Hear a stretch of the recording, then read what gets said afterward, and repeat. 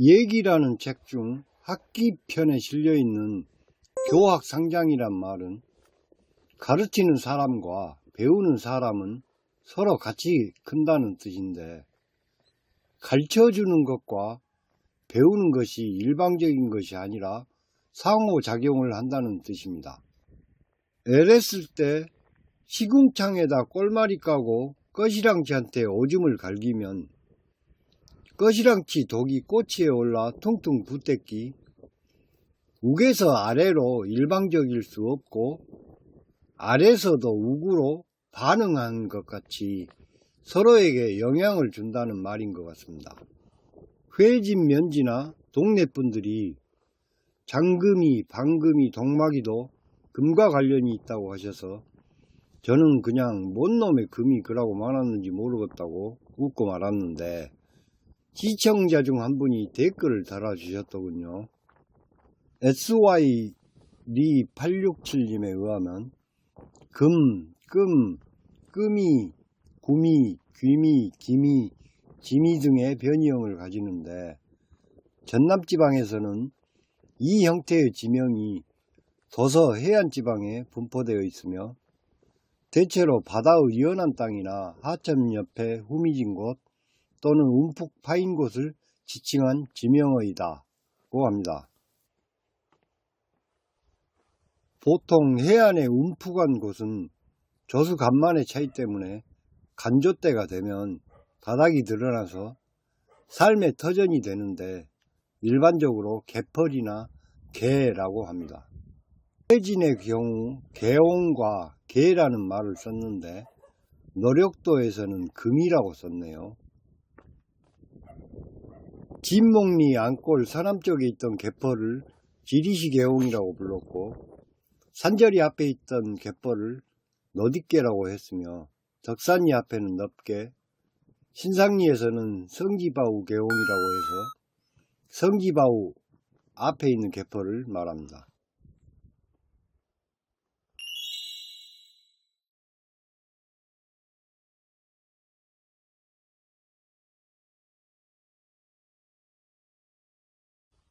정금이든 정구미든 정그램이든 진그램이든 다 알아듣기만 한다면 정겨운 표현입니다. 어쨌든 여러분도 저를 통해 배우는 것 뿐만 아니라 저도 여러분들을 통해 배우고 마을 어른들에게도 많이 배웁니다.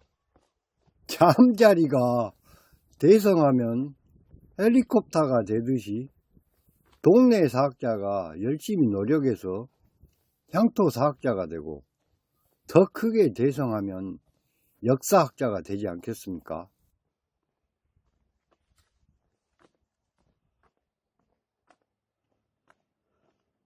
앞에 보이는 건물과 정자가 노룡리 마을회관입니다. 1998년 회관 건설비는 정부에서 지원하였으나 부지 구입비는 없었는데 차망님, 김두만 부부가 땅을 이사하여 건립하게 됩니다. 아울러 이 부부는 노룡분교 건립 때도 땅을 이사합니다. 이 비석은 이 부부에게 고마움을 표현하기 위해 마을 사람들이 제작하게 된 것입니다.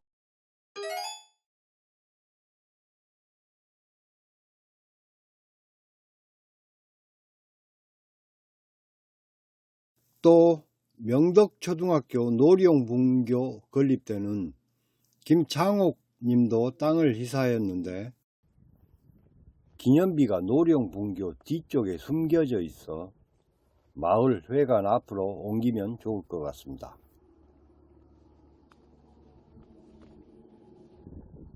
노력도에는 장산리와 신상리 등에 분포하는 고인돌과 가까운 육지인 진목리에서 발견되는 선사 유적들이 보고된 것은 없지만 그들과 같은 역사를 가졌다고 할 수 있습니다. 노력도가 기록에 드물게 등장하기 시작한 때는 약 1300년경인데, 이때의 전라도 해안이나 섬들의 상황은 외구의 잦은 침입과 노략질 그리고 방화로 마을의 역사가 끊어진 시기입니다.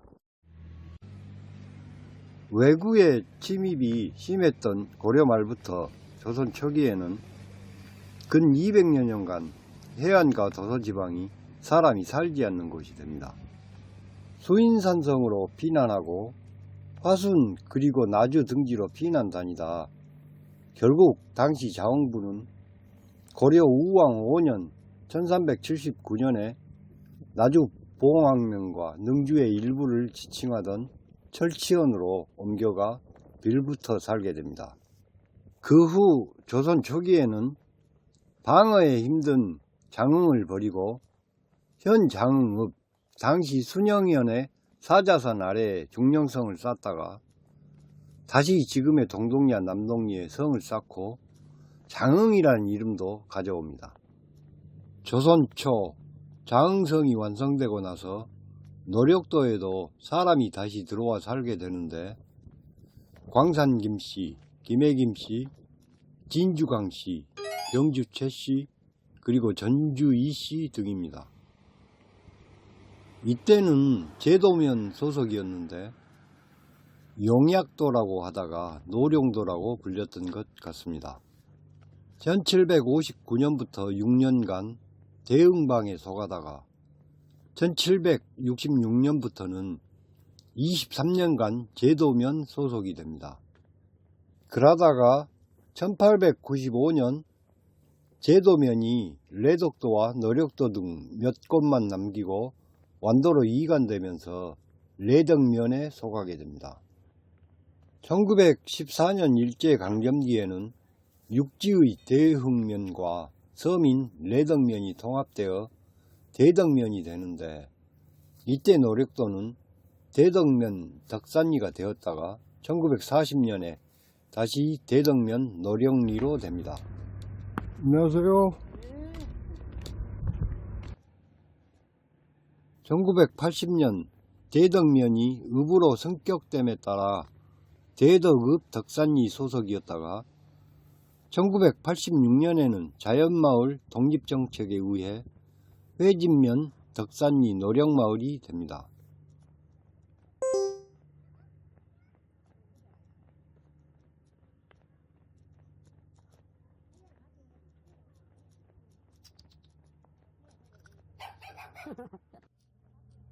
원래 섬의 형세가 용이 꿈틀거리는 모양이라고 해서 용약도라고 불리다가 임진왜란 때 회진 만호가 노령도라는 지명이 자신의 출세에 불리하다고 느껴 노력도라고 개칭했다고 하는 말이 전해지고 있습니다.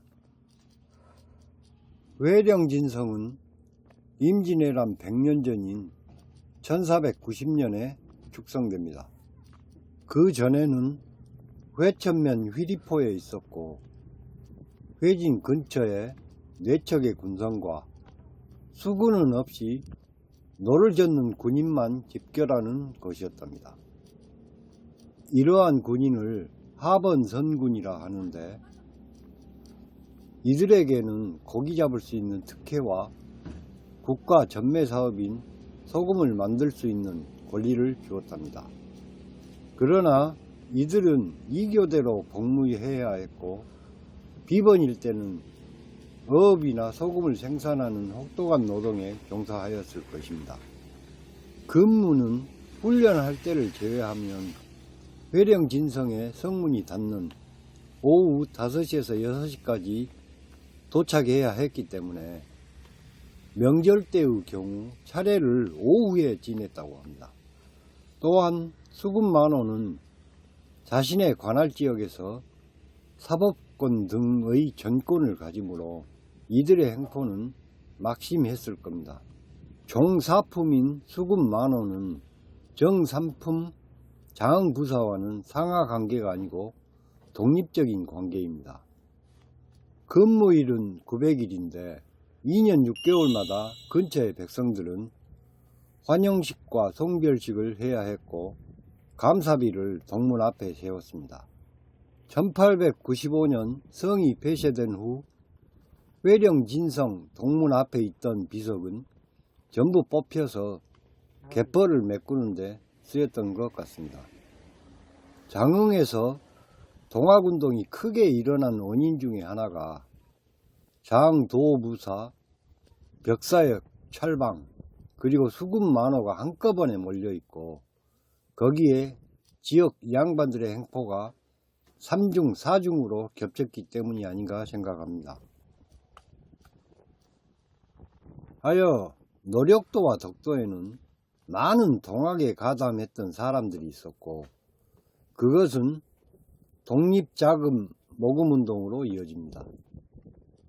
어쨌든 1895년 갑오개혁 때 회령진성이 폐쇄되는 그 순간까지 덕도와 노력도는 회령진성을 지키는 최전선이었습니다. 노력도 산꼭대기에 봉수대의 흔적이 있다고 마을분들이 말씀하셨는데 게을러서 못 올라가 봤네요.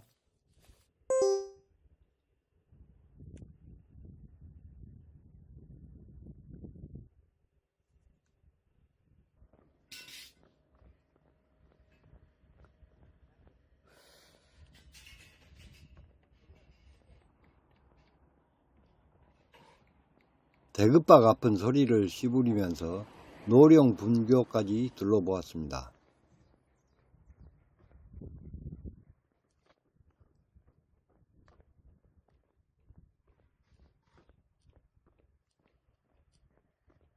노력도 편을 잘 만들어 보려고 수십만 원을 들여 편집 도구들을 구매하였고 금당도까지 배를 타고 그 배로 다시 들어오면서 촬영도 하고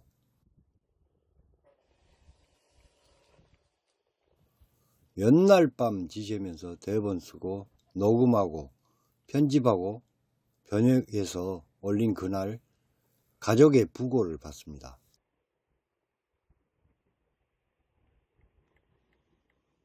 10여일이 지났는데도 여전히 뒤처리할 것이 많고 정신이 없습니다. 공부를 해야 한 줄이라도 대본을 쓰는데 잘 되지 않네요. 부족한 점은 다음 마을들에서 보충하기로 하고 오늘은 여기서 마칩니다. 감사합니다.